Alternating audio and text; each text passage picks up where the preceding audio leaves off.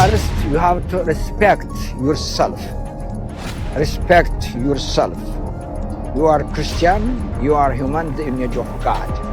ኤሪትሪያ በረሃ ላይ ብረት ይዞ ኮማንደር ነኝ ብሎ ሲያዋጋ የነበረ ሰው አምጥተህ ትምህርት ሚኒስቴር ስትል ትምህርት እንደወደቀ እኔ አውቀዋለሁ።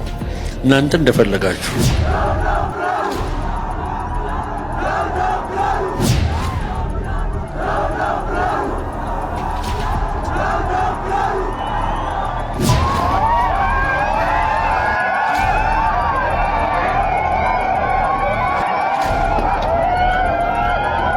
ይች ተቆርጣ የወጣችው ቪዲዮ በጣም ልቤን ስለገዛችሁ ነው። ኦርቶዶክስ ተቋም አይደለችም። ተቋም ዛሬ የሚመሰረተው በመንግስት አሰራር ያን ሂጂ ስላሏት ካልሆነ በቀር ኦርቶዶክስ ተቋም አይደለችም፣ እምነት ናት። ፔንቴኮስታል የሚባል የለም። እኔ የጠየኩ ስለ ወንጌላማኝ የለም። ክዳቸዋል። ስለ ወንጌላማኝ ነው የጠየኩ እኮ ክዳቸዋል። እኔ ወንጌላማኝ ነው የማውቀው እየነገርኩ መንግስትም የሚያውቀው እኔም የማውቀው ወንጌላማኝ እንደሆነ አላቅም። ስለዚህ ወንጌላማኝ ምንድነው? ወንጌላማኝ በወንጌል የሚያምነው እሺ፣ ወንጌል ፈልቶ አይቀዘቅዝ ዓለም አቀፍ እሱ አላውቀውም። ብንሰርቅም ባንሰርቅም እንኳን ክርስቲያን ነው መሬት እንኳን ኦርቶዶክስ ነው።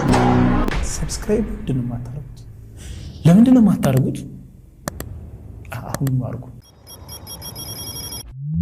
ስለ ትምህርት ሚኒስተሩ እስኪ ይሄ አባታችን የሚሉትን ሰምተን እንመለስ።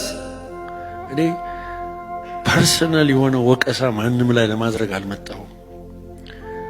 ኤሪትሪያ በረሃ ላይ ብረት ይዞ ኮማንደር ነኝ ብሎ ሲያዋጋ የነበረ ሰው አምጥተህ ትምህርት ሚኒስቴር ስትል ትምህርት እንደወደቀ እኔ አውቀዋለሁ። እናንተ እንደፈለጋችሁ የሽምቅ ውጊያ ሳዋጋ ከረምኩ የሚል ሰው የትምህርት ሚኒስቴር የምናደርግ ሰዎች የሚገርም እኮ ሀገር ነው። እውነት እላችኋለሁ። እንግዲህ እውነታው ይህ ነው። የትምህርት ሚኒስቴርን መምራት ያለበት በትምህርት ዓለም ውስጥ የወጣ የወረደ የተመራመረ ሲሆን እንደ ብርሃኑ ነጋ ያሉት ደግሞ በኤርትራ በረሃ ውስጥ ሲወጡና ሲወርዱ የነበሩ ሰዎች ስለ ትምህርት ምንነት የሚያውቁ ሰዎች ትምህርት ሚኒስቴር ተደርገው ተሾመው ዛሬ የኢትዮጵያን ተማሪ ሲያምሱትና ሲያተረማምሱት ይኖራሉ።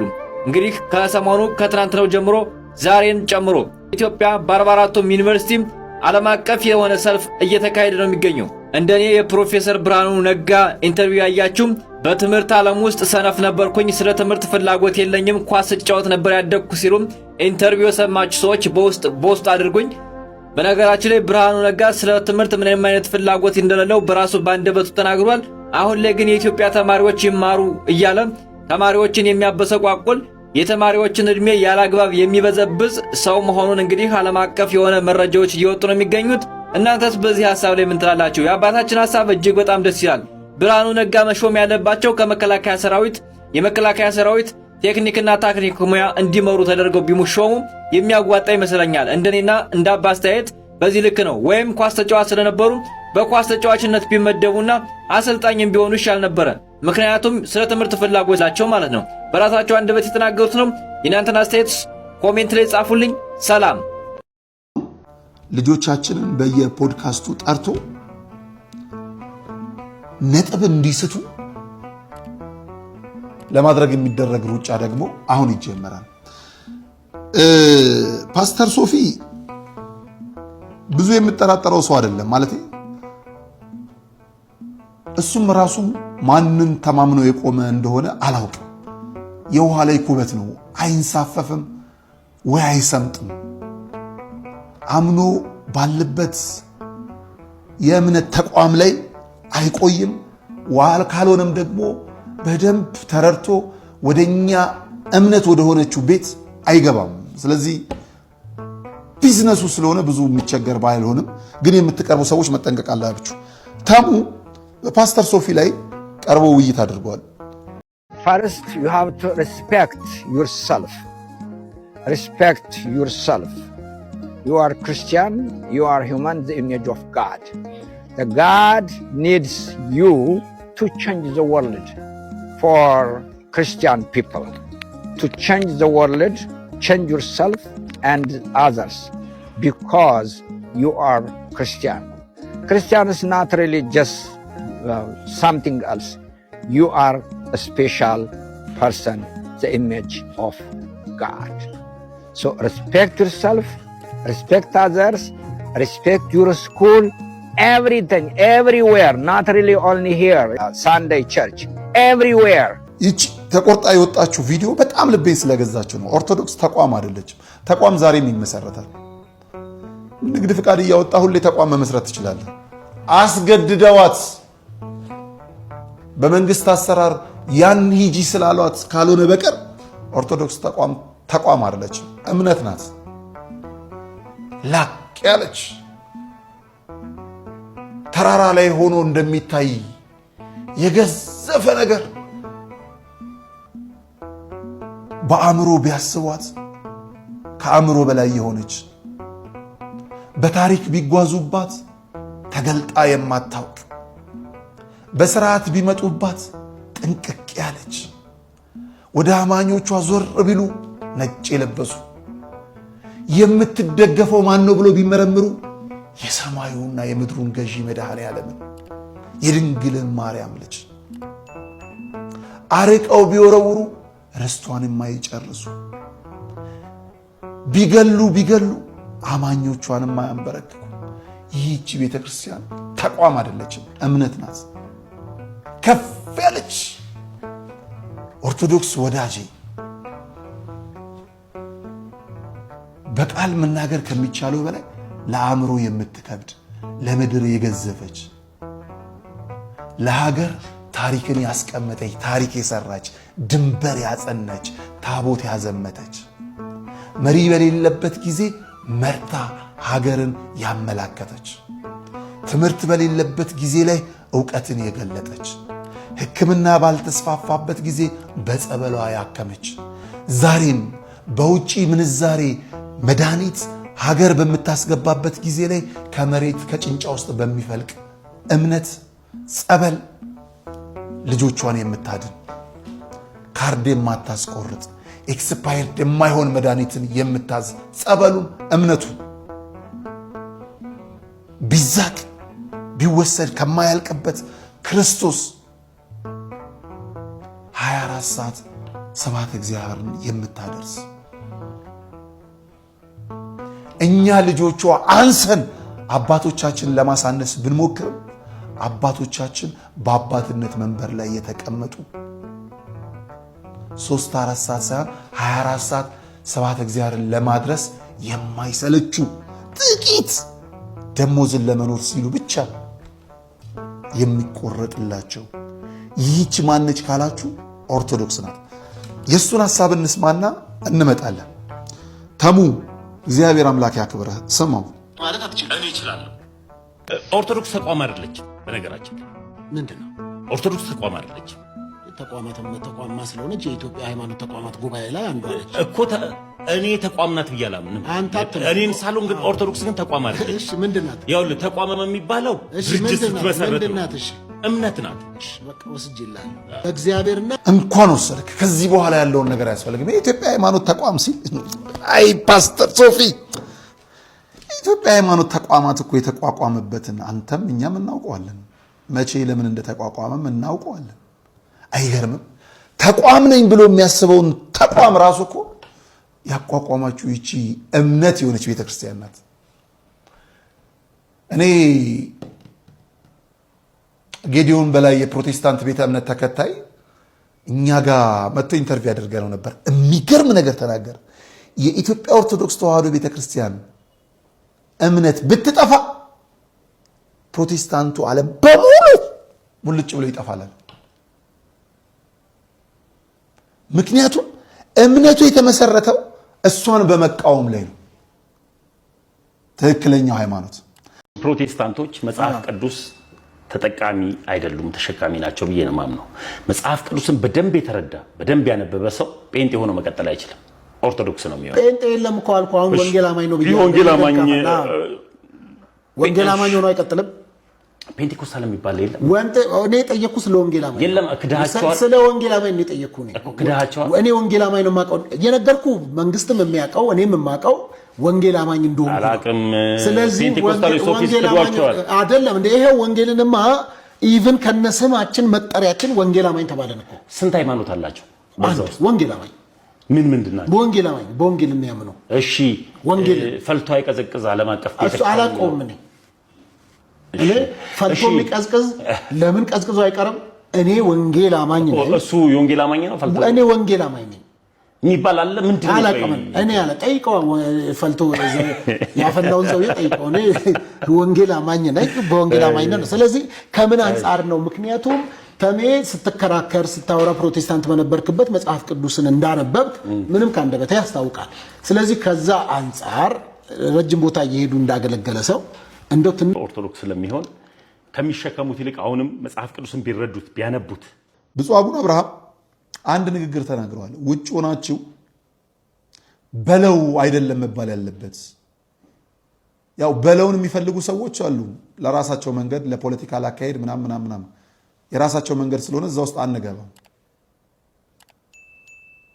ግን በየትኛው መንገድ ይሁን ድምጻችንን ስላሰሙ ደግሞ እናመሰግናለን። ከዛ ሂደት ጋር ተያይዞ የቤተ ክርስቲያን ጥያቄ ሊመለስ የሚችለው በቤተ ክርስቲያን ነው እንጂ በሌላ ጉዳይ አይደለም። ውጭ ሆኖ ብቻ ወይም ደግሞ ዳር ቆሞ ሳይሆን ልብ ካለ አርሲ እንሂድን እቀድማለሁ፣ አብራችሁኝ ተከተሉ። እንዲህ አይነት ቆራጥ አባት ስላለን በጣም ደስ ይለኛል። በነገራችን ላይ ከብፁዕ አቡነ አብርሃም ቀደም ብሎ ብፁዕ አቡነ መቃርዮስ 3 ጊዜ እንዲህ አይነት ገድል ፈጽመዋል። አንደኛው በጅጅጋ ላይ ኦርቶዶክሳውያን ሰማዕት በሆኑበት ጊዜ በዛ ክፉ ጊዜ ብፁዕ አቡነ መቃርዮስ እኔ ሄዳለሁ ልጆቼን አጸናለሁ ብለው ሁሉም በሚባል ደረጃ ሊቃነ ጳጳሳት እዛ መደብን አልፈልግም ባሉበት ሰዓት ብፁዕ አቡነ መቃርዮስ እዛ ሄደው ከልጆቻቸው ጋር ተሰልፈዋል። ሁለተኛ ሐረር ላይ የሐረር ክርስቲያኖች ታውቃላችሁ፣ ጥምቀትን በተመለከተ በጥምቀት ጊዜ ታቦታተ ሕጉን አናሳልፍም ያሉ አካላት ባሉበት ጊዜ እዚህ ከተማ ብፁዓን አበው ሊቃነ ጳጳሳት ከታቦት ፊት ነው። ብፁዕ አቡነ መቃርዮስ ግን ከታቦቱ ብቻ ሳይሆን ከልጆቻቸው ፊት ቀድመው ኑ ሞት ካለ እኔ ነኝ የምቀድመው፣ ተከተሉኝ፣ እኔን ገለው እናንተን ይቀላሉ፣ ከዛ በኋላ ታቦቱን ያስቆማሉ። አይሆንም ብለው በድፍረት ሄደው ሐረር ላይ የተሰራውን ጀብድ ታውቁታላችሁ። የሐረር ክርስቲያኖች በደንብ ተመሰክሩታላችሁ። በቅርቡ ደግሞ ግሸን ማርያም ላይ የሆነውንም ታይታላችሁ። እንደውም አንድ ልጅ ሲገጽጹ በቪዲዮ እንመለከታለን። ተዋጊዎች መካከል ገብተው መንገድ አስከፍተው ኦርቶዶክሳውያን የሰላም መንገደኞች የሰላም ተጓዦች ናቸው፣ ወደ ሰላማዊቷ እናታቸው ቤት ደርሰው ይመለሱ ብለው መንገድ አስከፍተው ሲመለሱ ትታያላችሁ። ብፁዕ አቡነ መቃርዮስን ያንን ፈለግ ነው ብፁዕ አቡነ አብርሃም የተከተሉት። እስቲ እንስማቸው። እነ ቅዱስ ጊዮርጊስ ተማሩ።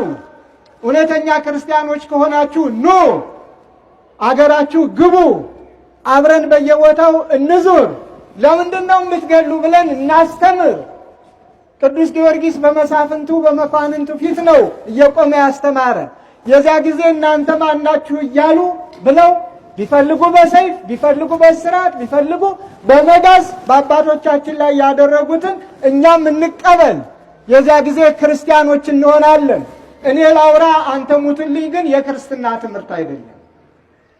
እኔ ተደብቄ የፈለገኝን ልበል፣ አንተ በየሰገነቱ በየአደባባዩ እየወጣ ለምን ይህንን አላልክም ማለት ግን ክርስትናን አይሰብክም። ይሄ አስመሳይነትን ነው፣ አድርባይነትን ነው፣ አውርቶ አደርነትን ነው። ከእንዲህ አይነት መገላገል መልካም ነው ብዬ አምናለሁ። ስለዚህ በአጠቃላይ ክርስቲያኖች አባቶችና እናቶች ግዴላችሁ፣ ክርስትና ወሬ አይደለም፣ ተግባር ነው። ክርስትና ሰምተነው ብቻ የምንተው አይደለም፣ ሰምተን በተግባር የምንፈጽመው ነው። ክርስትና መስሎ መታየት አይደለም፣ ሆኖ መገኘት ነው። ክርስትና ለምን ገሌ አልሞተልኝም፣ ለምን ገሌ አልተናገረልኝም፣ ለምን ገሌ አፍ አልሆነልኝም አይደለም የሚባለው።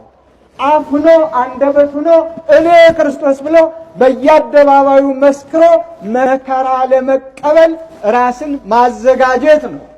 ክርስትና ፍቅር ነው። ክርስትና ሰላም ነው። ክርስትና ራስን ማዋረድ ነው። ክርስትና ለወገን አቡነ ማትያስ የሚመሩ ሲኖዶስ እዚህ ያሉት የትኛውም ጳጳስ ከወገን በላይ አይደለም፣ ካድሪ ነው። ምን ያደርጋል? ከሸዋ ሀገረ ስብከት 40 ሚሊዮን፣ ከወሎ ሀገረ ስብከት 40 ሚሊዮን፣ ከጎጃም ሀገረ ስብከት 40 ሚሊዮን፣ ከጎንደር ሀገረ ስብከት 40 ሚሊዮን ከበቀል አይደለም የመጣው። የታልኳችሁ አልመጣም። ምንድነው የሚያስፈራ? ምንተኑ ያፈራከ ምንድነው የሚያስፈራ ነው የሚለው እኮ። ምንድነው የሚያስፈራ? ይሄ የፍረቱን ይሉንታችን እናውልቀው። ግድ የላችሁ አንዳንድ ጊዜ ከኋላ እንሸመቀቅ። ምን ይመጣል ንገሩኝ እስኪ። ምንድነው ሃይማኖት ማለት? ምንድነው አባት ማለት? ምንድነው መስቀል? ምንድነው አባቴ ብሎ መጥራት? ይሄንን ያላወገዘ ይሄንን ጄኖሳይድ ይሄንን እልቂት በአደባባይ ያልተቸና ያላወገዘ ሲኖዶስ ለአማራ ምንድነው? የአማራ ጳጳሳት ምንድነው ካድ የሆኑት? ከባዴን የበለጠ ተላላኪ የሆኑት ለምንድነው? ለምን መሰላችሁ? ያልተደራጀና ኃይል የሌለው ማህበረሰብ ሁሉ ጊዜ ተናቀረ ነው። አማራ ያወራል እንጂ ምን ያመጣል ይላሉ። ስለ አማራ ብናገር እንገላታለሁ ይላሉ። አያችሁ? ስለ አማራ ታግሮ ሲንገላታ ካያችሁ እናንተም እንደ ባዴን ናችሁ ማለት ነው። ሁላችን ባዴን መሆን የለብንም። ምን ይመጣል እስኪ? እነዚህ ወጣቶች እኮ የኔ ታናሾች ናቸው አይደል? ሞቱ። እነሱ ሞተው የለመኖር ለምን ነው ዳዴ የምለው? ምዕመናን ኧረ እባካችሁን እንምረጥ፣ ኧረ እባካችሁን እንንቃ እና እባካችሁ ካድሪም ምንም ይበል ማንም ምንም ያድርግ ተዋቸው ማለት እንዲቀር ይሰማናል። አሁን ይሄንን ፔን ነገ ላይ ሊመጣ ይችላል። ግድ የላችሁም። እስራኤላውያን ዛሬ አስፈሪ የሆኑበት ምክንያት በምን እንደሆነ ታውቃላችሁ? በኃይል ነው አይደል? አማራም በዚህ ሁኔታ ተነስቷል። ለመጀመሪያ ጊዜ ነው በእድሜም እናንተም እንደምታውቁት አማራ ወደ መንግስት መሳሪያ አዙሮ የተኮሰበት በዚህ 2 ዓመት ነው አይደለም ምናምን አይደለም ወገኖቼ፣ አይዟችሁ። የአማራ ትግል ገና ጨቅላ ነው። አይዟችሁ። ሰዎች እኮ 17 ዓመት ታግለው ነው አይደል እዚህ የደረሱት። 60 ዓመት ታግለው ስኬታማ አልሆኑም። አይዟችሁ፣ ግድ የላችሁም። አማራ ላይጨርስ አይጀምርም። ግድ የላችሁም። ይሄ ጨለማ ጊዜ ያልፋል። ሌሊቱ ይነጋል፣ ብርሃን ይመጣል። በጓዳ ቁጭ ብሎ የሚያሽማቅጠው ያን ጊዜ እናየዋለን። ግድ የላችሁም። ይሄ ጊዜ ያልፋል። ዛሬ ብቻችሁን ናችሁ፣ ግን አይዟችሁ። ይሄንን ያዘጋጃችሁ ፊደል አማራና አንድ ማህበር ነው ሰምቻለሁ። አይዟችሁ፣ እግዚአብሔር ይባርካችሁ። አይዟችሁ፣ አይዞን፣ እንበርታ። አይዟችሁ፣ አንገፋፋ፣ እንቻቻር፣ እንደማመጥ። ያንዱ ሸክም አንዱ ይሸከም፣ ያንዱን ቁስል አንዱ ያክመው። አማራነት ይሄ ነው እና አይዟችሁ፣ ሌሊቱ ያልፋል። ምንም ያደርጉ ማንንም አንጠላም፣ ግን ጄኖሳይድ የሚፈጽምን ሂትለሩን አብይን ግን እንደ አባቶቻችን ዋጋ እንዲከብር እንዲደረጋል። ደግሞም ያደርጉታል ወንድሞቻችን። ግድ የላችሁም፣ አይዟችሁ። ስለዚህ ቶሮንቶ ላይ ያላችሁ እኛ ከለንደን የመጣ ነው አይደል? 6 ሰዎች ነው የመጣ ነው። ከዚህ የበለጠ ወንድሞቻችን በረሃ ለበረሃ ፋኖች ይንከራተታሉ። በረሃብ አለንጋ እየተገረፉ በጥም እየደረቁ፣ ነገር ግን በሞት ስናይፐርን እየተጋፈጡ የድሮሩን ጄኖሳይድ እየተቋቁመው ምንም አንድ ቀን አያጉረመርሙም እንኳን ከለንደን እዚህ መምጣት። ስለዚህ እንሰባሰብ፣ ማህበራት አንድ ሆኑ ባካችሁ። አንድ ወጥሩ ሰዎች አይሳለቁብን። ድሮስ የሚባለው ነገር መቀጠል የለበትምና አይዟችሁ፣ እንበርታ። ነገር ግን ጠላቶቻችን ደግሞ ማወቅ አለብን። አብይ ብቻ አይደለም፣ ለአብይ ገንዘብ የሚሰጡትም ጳጳሳትም የአማራ ምንድን ናቸው? አይሰማ ጠላቶች ናቸው። ተናገሩ። ጠላቶች ናቸው፣ ምንደኞች ናቸው። ምንደኛ ለመንጋው የማይገደው ተላላኪ ነው አይደል? ለመንጋው የማይራራ ለመንጋው የማይቆም እሱ ምንደኛ ነው ይላል። ምንደኛ ደግሞ በጎቹን በስርዓቱ አይጠብቅም። ቀበሮ ያስፈላል። ለሞታቸውም ለውርደታቸውም ደንታ የለውም። ለአማራ ልቂት ደንታ የሌላቸው ጳጳሳት ምን ያደርጋሉ? ምን ያደርጋሉ? ታስታውሳላችሁ? ትግራይ ላይ ያ ሁሉ ችግር ሲፈጠር ትግራይ ላይ ያሉት ጳጳሳት ከህዝባቸው ቆሙ፣ ገንዘባቸውን ለህዝባቸው አደረጉ። አደንቃቸዋለሁ። የኞቹ ግን ተላላኪ ወርዝ ለምንድን ነው ወገኖች? አንድ ጳጳስ እንጣ ከአቡነ ሉቃስ ውጭ አንድ ሸህ እንጣ። አያችሁ ወገኖቼ፣ ይሄ ጨለማ ዘመን ያልፋል፣ ይሄ ሌሊት ይነጋል። ዛሬ በብቸኝነት ብንቆም በዚህ ቦታ ላይ በዚህ ግዙፍ ቦታ ላይ ብቻችንን ግን ነገ እንበዛለን። አይዟችሁ። ምናልባት ሰዎች የቀሩት ቤታቸው እንዳይወረስ ንብረታቸው እንዳይቀሙ ነው አይደለ? እንኳን ንብረት ህይወትም ተገብሯል። ስለዚህ እግዚአብሔር ህዝባችን በምህረቱ ያስብልን። እህቶቻችን ሰማዕታት ናቸው። በእውነት በለንደን ኦንታሪዮ የለንደን ኦንታሪዮ ምዕመናን ሙሉ ፍታት አድርጓል። የትኛውም ቤተክርስቲያን ፍታት አላደረገም አይደል? የትኛውም ለንደን ኦንታሪዮ ግን ሙሉ ፍታት አድርገናል። ሙሉ ፍታት። ለምን? ለአማራ ሞት የማይፈታ ቤተክርስቲያን ምን ስለሆነ ነው? ካድሬ። አቤት ምን ስለሆነ ነው? ካድሬ። አቤት ካድሬ። አይሰማኝም። ካድሬ። ያ በእርግጥ ቶሮንቶ ላይ ሊቀ ካህናት ምሳሌ ስላረጁ ነው። አንበሳ ሲያረጅ ከባድ ነው አይደል? እሳቸው ቢኖር እንደ አይሆንም ነበር አይደል? እዚህ ይገኙ ነበር። ግን እርጅና ነው። ሰርተዋል ግን በጊዜያቸው። እኛ እንሰራለን። እኛ የእሳቸውን ፈለግ እንከተላለን። ዋጋ እንከፍላለን ከህዝባችን ጋር አይደለም። ገንዘብ ማጣት ቀርቶ ለምን ምንም አይቀርም። ከወገን በላይ የለም። ክርስቶስ መስቀል ላይ የዋለው ለወገኖች አይደል እንዴ?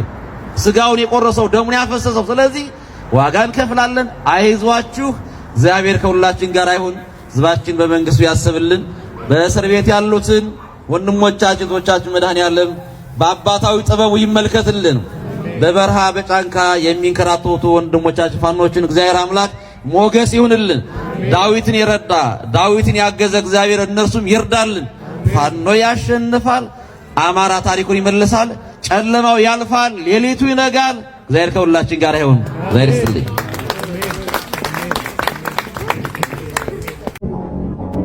ብንሰርቅም ባንሰርቅም እንኳን ክርስቲያን መሬቴ እንኳን ኦርቶዶክስ ሆነ